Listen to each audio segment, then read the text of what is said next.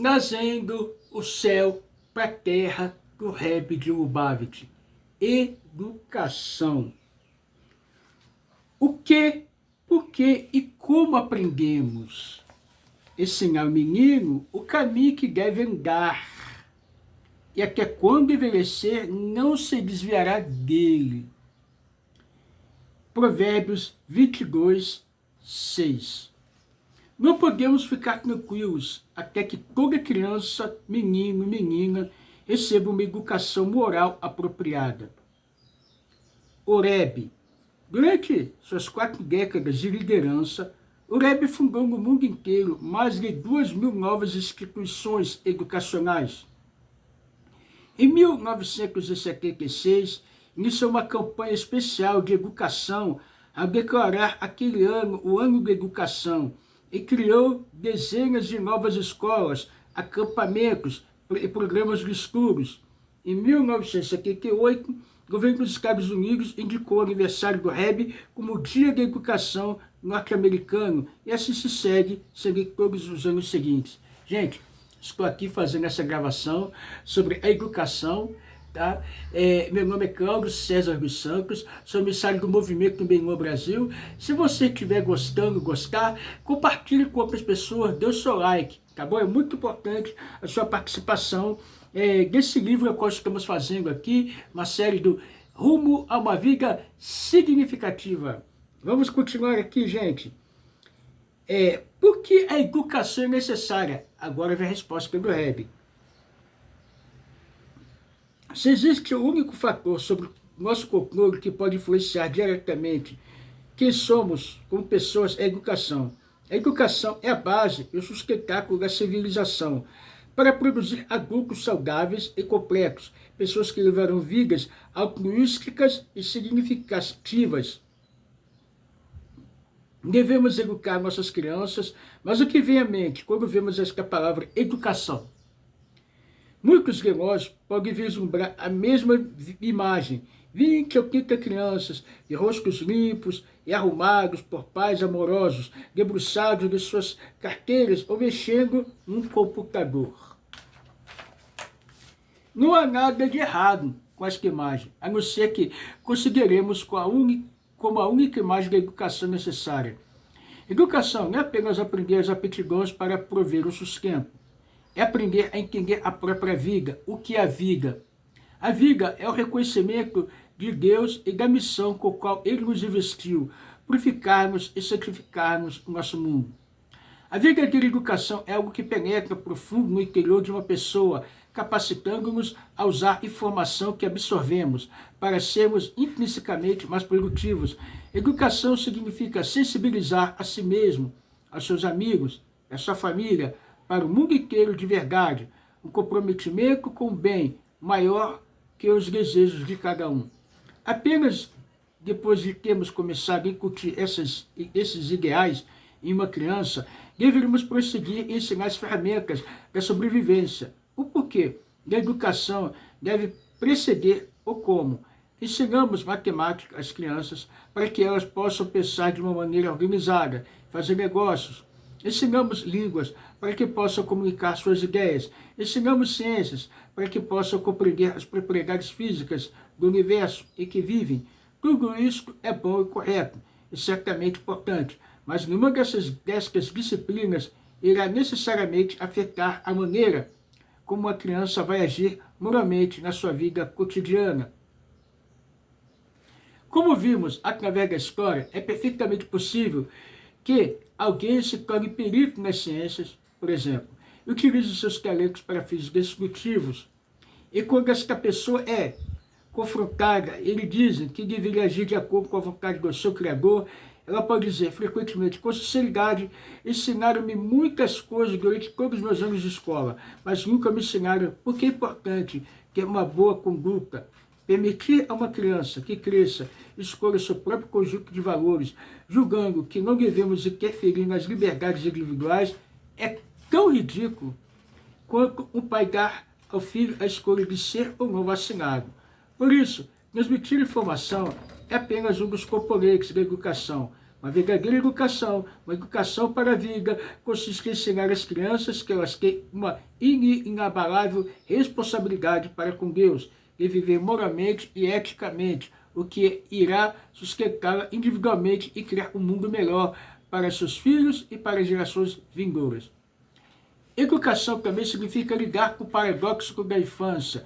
Por um lado, a criança não possui habilidades de discernir realmente o certo do errado, muito menos a maturidade de escolher o bem pelo bem de rejeitar o mal simplesmente. Por que é o mal? Por outro lado, é durante a infância que são moldados a psique e o caráter de uma pessoa.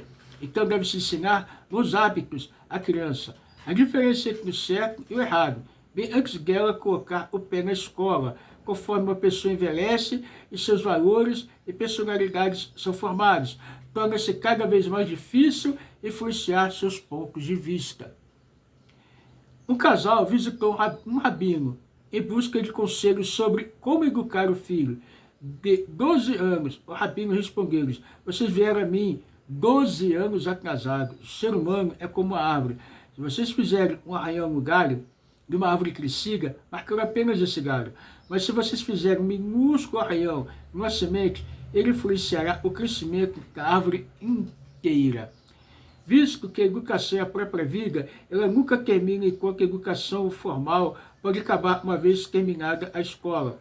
A educação mesmo deve, na verdade, se intensificar à medida que nos tornamos mais experientes na vida e adquirimos uma compreensão mais profunda do nosso lugar no universo. Não importa quão velhos sejamos ou quão intelectualmente iluminados, os humanos devemos sempre nos perguntar quão profunda é a minha compreensão do que é uma vida interior significativa. Quão feliz eu sou. Muitos de nós podem se surpreender ao descobrir como somos jovens e frágeis em nossa espiritualidade, quanto mais ainda temos que aprender sobre nossa alma, e como ainda temos que desenvolver uma relação madura com Deus. Como devemos educar? A questão de como educar, na verdade, é o mesmo que perguntar como devemos nos comunicar, como devemos fazer negócios, como devemos viver? A resposta é sempre a mesma, através do amor. Sem amor, a educação é, melhor dos casos, incompleta, no pior, destrutiva. Amor significa acessibilidade, não aos seus próprios ideais e padrões, e sim aos do seu aluno, mais importante, aos de Deus. Isso que significa que a criança deve ser formada de uma existência que é maior que a sua própria e está muito além dos seus impulsos e desejos, sua família e amigos, sua escola, suas brincadeiras. Uma educação assim é rigorosa e demanda esforço emocional e intelectual. Mas, à medida que os jovens se familiarizaram com Deus, adquirem uma propensão e um gosto intelectual pelo espiritual, entram em sintonia com seu objetivo maior na vida. Tornam-se crianças que se referem aos seus pais com respeito e afeição. Crianças que não pegarão algo que não lhes pertence. Crianças que não tomam a iniciativa de ajudar os outros e que são generosas com o seu tempo e seu amor.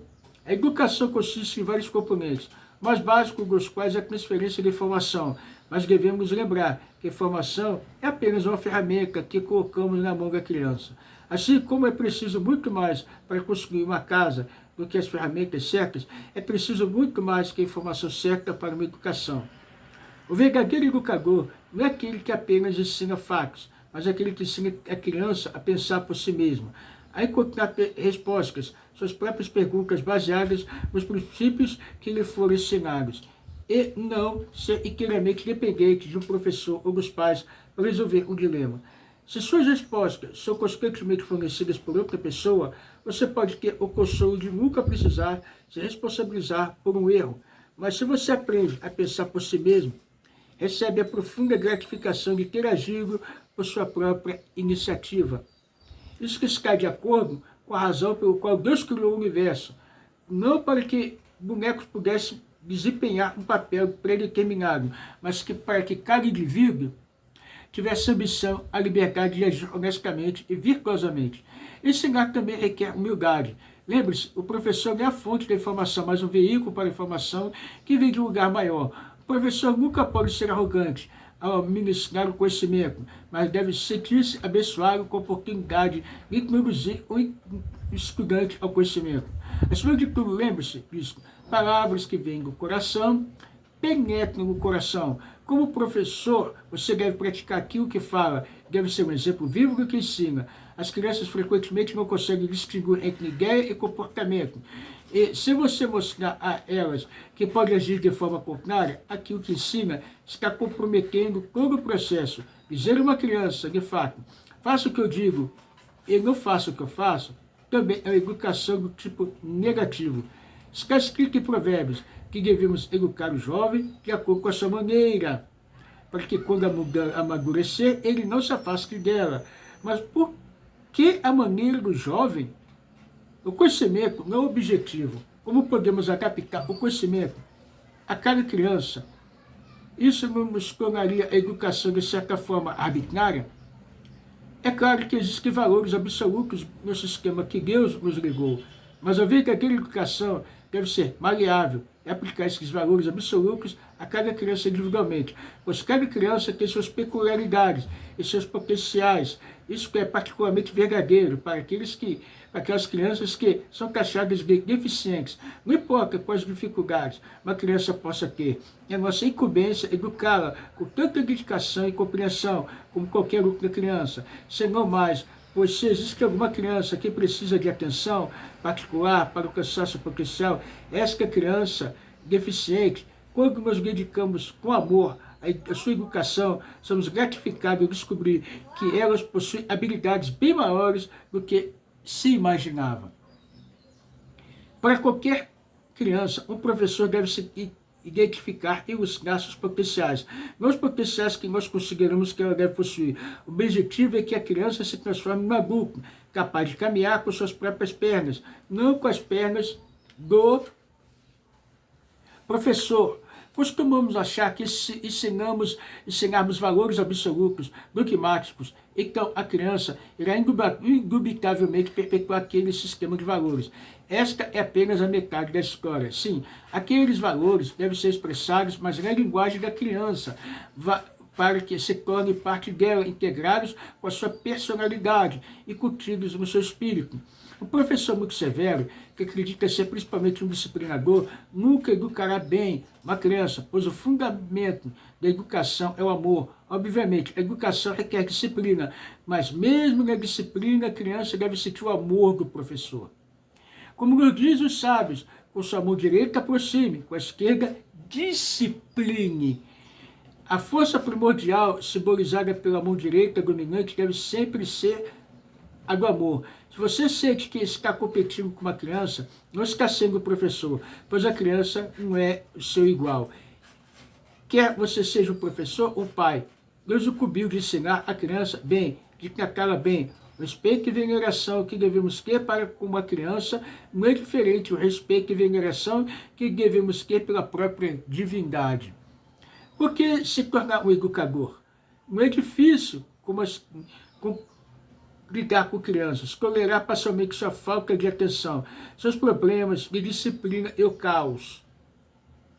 Não seria mais conveniente desenvolver uma carreira que seria mais lucrativa e levaria ao reconhecimento pelos seus iguais? Ou talvez fazer algo que envolva o crescimento pessoal, quer seja música, arte ou literatura? Se a educação fosse apenas o processo de transmitir informação, a resposta a essa pergunta poderia ser sim. Mas como a educação é bem mais do que isso, como a educação é a própria vida, a razão pela qual devemos ensinar é uma extensão direta da razão pela qual devemos viver. Como a vida é uma educação contínua para que todos nós, então ensinar é para todos nós uma obrigação, uma responsabilidade vitalícia. Não devemos encarar o fato como um fardo, pois o ato de ensinar em si é um ingrediente vital para a nossa própria educação. Seus alunos, o que na verdade qualquer um com quem você se comunique, aperfeiçoa seus instrumentos de comunicação e introduz uma nova dimensão da sua própria experiência. Para alcançar o estudante cuja mente é menos desenvolvida que a sua, é preciso penetrar fundo em sua própria mente e coração. E quanto mais longe você quiser alcançar, mais fundo deverá penetrar dentro de si. Mesmo se não houvesse tantas vantagens em ser um educador, ainda assim seria válido, pois que dádiva, que ato de amor pode ser maior do que ter a oportunidade de ajudar a formar uma pessoa para o resto da sua vida? Certa vez perguntaram dele sábio, onde aprendera tanto? Respondeu, aprendi com meus professores, aprendi mais, ainda mais com meus amigos e, acima de tudo, aprendi com meus alunos. Como deve ser educar esta geração? Como a criança impressionável, ela será influenciada por qualquer coisa que esteja ao seu redor. As crianças de hoje são inundadas por várias influências que são nocivas. Uma educação correta, depois de enfrentar todas as distrações nos dias de hoje, quer seja televisão, quitação dos crimes e das drogas, sobre um pouco precioso tempo e energia para cultivar as mentes, os corações, as almas das nossas crianças. Não é suficientemente enviá-las à escola com a merendeira cheia. A educação é um dever de tempo integral. Devemos estar sempre vigilantes, como na época em que a criança era recém-nascida. Sempre vigilantes, sempre prontos a suprir suas necessidades espirituais, porque os 10 mandamentos que incluem princípios morais começam com eu sou o teu Deus. Porque sem a aceitação de que a moralidade deriva de Deus, a moralidade e, por consequência, a educação é guiada por nada além do que o impulso e a consciência dos homens. A história nos mostra que uma sociedade pode ser extremamente culta, civilizada e cultura quando, não guiada pelos preceitos de Deus, pode estar mergulhada na perversidade. Estabelecer um sistema educacional moralmente firme é uma das responsabilidades primordiais da sociedade. Passar essa responsabilidade a um grupo de administradores, não importa o quão qualificados sejam, é tão negligente quanto ineficiente. Conquanto deve existir um certo grupo de pessoas cuja responsabilidade primordial seja implementar educação. Cada membro da sociedade deve assumir um papel ativo para pais de crianças pequenas, especialmente a responsabilidade é clara. Pense em como ficaríamos perturbados ao saber que um pai cujo filho está doente se recusa a levá-lo ao médico. Se esse é o caso, em se tratando apenas do corpo da criança, quanto mais iremos sentir a mesma ou a maior preocupação em se tratando de sua mente, de sua alma. E da sua alma, é uma pergunta aqui, tá, gente? Desculpa. Entretanto, por causa da pesada sobrecarga de trabalhos de tantos pais hoje em dia, nossas escolas assumiram uma responsabilidade muito maior. Houve um tempo em que os valores básicos eram ensinados em casa, enquanto a escola servia principalmente para dar à criança aptidão para uma carreira. Muitos pais agora dependem da escola para ensinar tanto as aptidões quanto os valores. Isso enfatiza a grande necessidade de estabelecimento de um currículo moral por parte das escolas. Especialmente hoje, as crianças, bem como adultos, anseiam para aprender sobre valores mais elevados. Temos que valorizar esta receptividade e responder a ela como uma campanha educacional que seja mais eficaz, agressiva possível.